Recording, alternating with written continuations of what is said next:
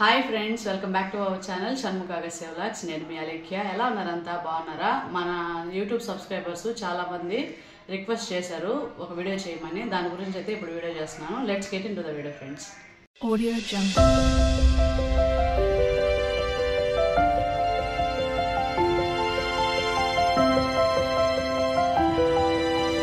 Audio Jungle. ఇంతకీ మన video వచ్చేసి మన సబ్స్క్రైబర్స్ చాలా మంది రిక్వెస్ట్ చేసిన వీడియో అయితే ఇది. ఇంతకుముందు నేను ఒక షార్ట్ వీడియోలో మహాభారతం బుక్స్ గురించి అయితే చూపించాను. దాని గురించి అయితే చెప్పమని చెప్పి చాలా మంది సబ్స్క్రైబర్స్ కమెంట్ సెక్షన్లో కమెంట్ చేశారు. పర్సనల్గా కూడా కొంతమంది అప్రోచ్ అయ్యారు, బుక్స్ ఎలా తెచ్చుకున్నారు ఏంటి అనేది. దాని గురించి అయితే ఇప్పుడు నేను వీడియోలో చూపించబోతున్నాను.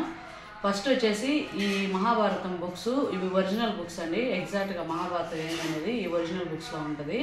బయట కొన్ని బుక్స్ ఉన్నాయి కానీ దాంట్లో కొన్ని కల్పితాలు ఉన్నాయి, అలా ఉన్నాయి. కానీ ఈ బుక్స్ అయితే ఒరిజినల్ బుక్స్. ఈ బుక్స్ వచ్చేసి గీతా ప్రెస్ నుంచి తెప్పించామండి. మెయిన్ బ్రాంచ్ గోరఖ్పూర్లో ఉంటుంది.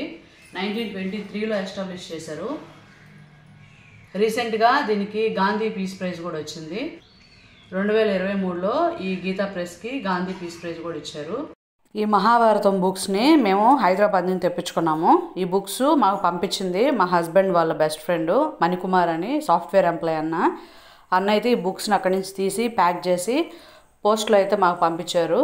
ఈ రెండు బుక్స్కి హైదరాబాద్లో అయితే అన్న తీసుకున్న షాప్లో 500 రూపీస్ ఛార్జ్ చేశారు. అలాగే ఇండియా పోస్ట్లో పంపించారు, దాంట్లో 130 రూపీస్ అయితే ఛార్జ్ చేశారు. రిమైనింగ్ కొరియర్స్ కానీ మిగతా వీటిలో ఏదన్నా అయితే ఇంకా ఎక్కువ ఛార్జెస్ పడతాయి. గీతా ప్రెస్ హిందూ స్పిరిచువల్ బుక్స్ని పబ్లిష్ చేయడంలో ప్రపంచంలోనే లార్జెస్ట్ పబ్లికేషన్స్లో ఒకటి.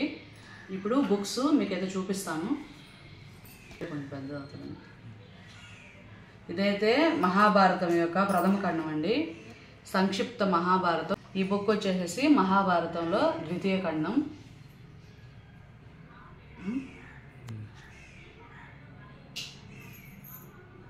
మహాభారతంలో మొత్తం 18 పర్వాలు ఉన్నాయి. ప్రథమ ఖండంలో ఏవేవి ఉన్నాయో చూడండి.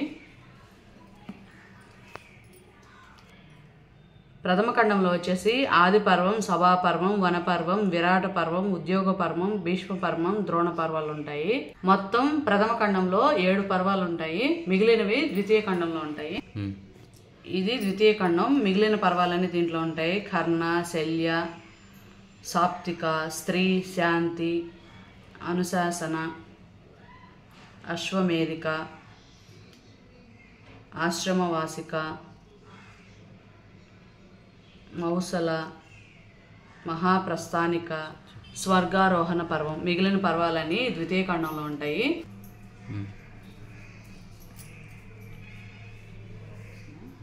ఇక్కడ ఈ బుక్లో గమనిస్తే వినాయక స్వామి ఉన్నారు కదా, పక్కన వ్యాస మహర్షి వారు ఉన్నారు. దీని కథ ఏంటంటే, వ్యాస మహర్షి మహాభారతాన్ని రచించాలని నిర్ణయించుకున్న తర్వాత బ్రహ్మ సలహా మేరకు వినాయక స్వామి అయితే దీన్ని రాయగలరని సలహా ఇవ్వడంతో వినాయక స్వామిని ప్రార్థిస్తే తర్వాత వినాయక స్వామి వచ్చి ఈ మహాభారతాన్ని అయితే స్టార్ట్ చేశారు. స్టార్ట్ చేసినప్పుడు వాళ్ళకి కొన్ని కండిషన్స్ ఉన్నాయి. వినాయక స్వామి అయితే మహాభారతం స్టార్ట్ చేసినప్పుడు నా పెన్ను ఒకసారి స్టార్ట్ చేసిన తర్వాత ఇంకా ఆగదు, అలా చెప్పాలని. ఒకసారి స్టార్ట్ చేసిన తర్వాత పెన్ను ఆగదు, కంటిన్యూగా అలా చెప్పమని వినాయక స్వామి కండిషను. వ్యాస మహర్షి గారి కండిషన్ ఏంటంటే అర్థం చేసుకున్న తర్వాతే మహాభారతాన్ని రచించాలనేది వ్యాస మహర్షి కండిషను. అలా వాళ్ళిద్దరు కండిషన్స్. మహాభారతాన్ని పూర్తిగా 3 ఏళ్ళు రాశారండి. ఇప్పుడు ఈ మహాభారతంలో ఒక్కొక్క పర్వంలో ఏమేమి ఉన్నాయనే డీటెయిల్ ఒకసారి చూద్దాము. ఇక మేమైతే ఈ మహాభారతం బుక్స్ కోసం ఒక స్టాండ్ అయితే తీసుకున్నాము, బుక్ స్టాండ్. అది ఎందుకనేది నేను మీకు క్లుప్తంగా వివరిస్తాను. చాలామందికి అనుమానాలు ఉంటాయి కదా, ఎందుకు స్టాండ్ బుక్స్ చేతిలో పెట్టుకొని చదువుకోవచ్చు కదా అని.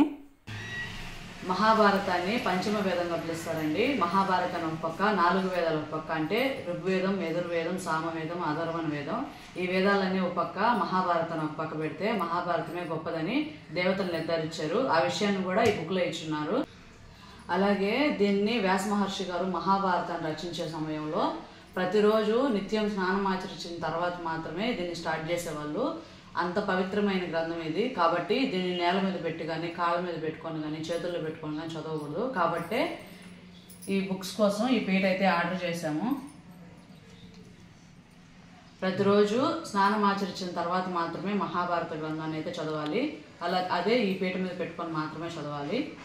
ఇక దీంట్లో ప్రథమ ఖండంలో ఏమేమి ఉన్నాయనేది చూద్దాం. ఇక ఈ బుక్లో ఏమేమి ఉన్నాయనేది లోపల ఒకసారి చూపిస్తాను. దాన్ని చూపించే ముందు మీ అందరికైతే ఒక విషయాన్ని అయితే నేను షేర్ చేయాలనుకుంటున్నాను. ఏంటంటే మహాభారతం బుక్కు అసలు ఎంత గొప్పదనేది. మహాభారతం బుక్కు, సూర్యచంద్రుడు ఇవి 3 లేకపోతే ప్రపంచమే అజ్ఞానంధకారంలో మునిగిపోతుందని ఈ బుక్లోనే ఇచ్చినారు. సూర్యచంద్రులు మనిషి జీవితానికి మనకి ఎంత వెలుగునిస్తున్నారో ఈ మహాభారతం కూడా మన మనసుల్లో ఉండే అజ్ఞానాన్ని తొలగించి జ్ఞాన ప్రకాశాన్ని కలిగిస్తుందని ఈ బుక్ వివరిస్తుంది. మహాభారతం గురించి మీలో ఎవరైనా పూర్తిగా తెలుసుకోవాలంటే మాత్రం ఖచ్చితంగా ఈ బుక్స్ చదివితే సరిపోతుంది. ఈ బుక్స్ తెప్పించుకోకముందు మేము గరుడ కేతనం అనే బుక్ కూడా తీసుకొచ్చుకున్నాము. ఆ బుక్లో కూడా కంప్లీట్ మహాభారతం గురించి అయితే ఉంది. కాకపోతే కొన్ని విషయాలు అనేవి ఆ బుక్లో లేవు. ఆ విషయాలను కూడా డీప్గా తెలుసుకోవాలనే ఉద్దేశంతో మేమైతే ఈ బుక్స్ తెప్పించుకున్నాము.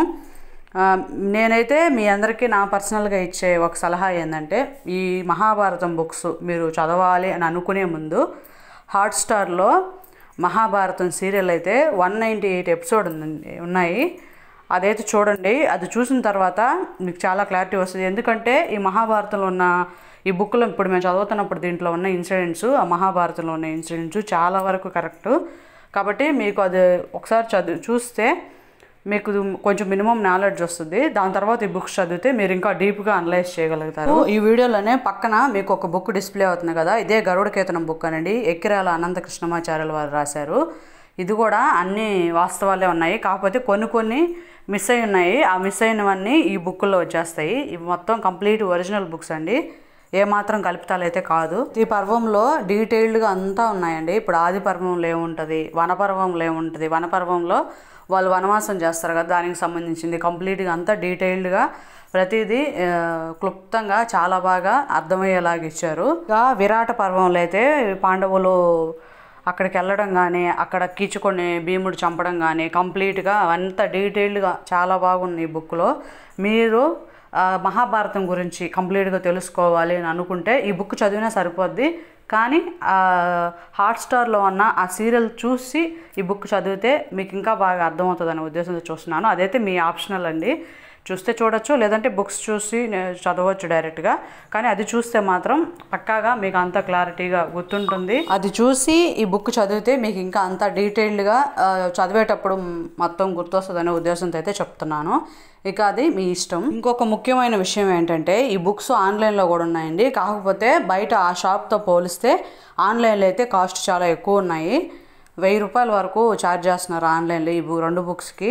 అంటే 2 బుక్సే 3 కేజీలు ఉన్నాయండి. సో వెయిట్ పర్పస్లో వాళ్ళు అంత ఛార్జ్ చేసి ఉండొచ్చు. మేము ఈ బుక్స్ తీసుకున్న షాప్ వాళ్ళైతే కొరియర్ చేయరండి. అందుకనే నేను వాళ్ళ డీటెయిల్స్ అయితే మీకు ఇక్కడ ఇవ్వట్లేదు.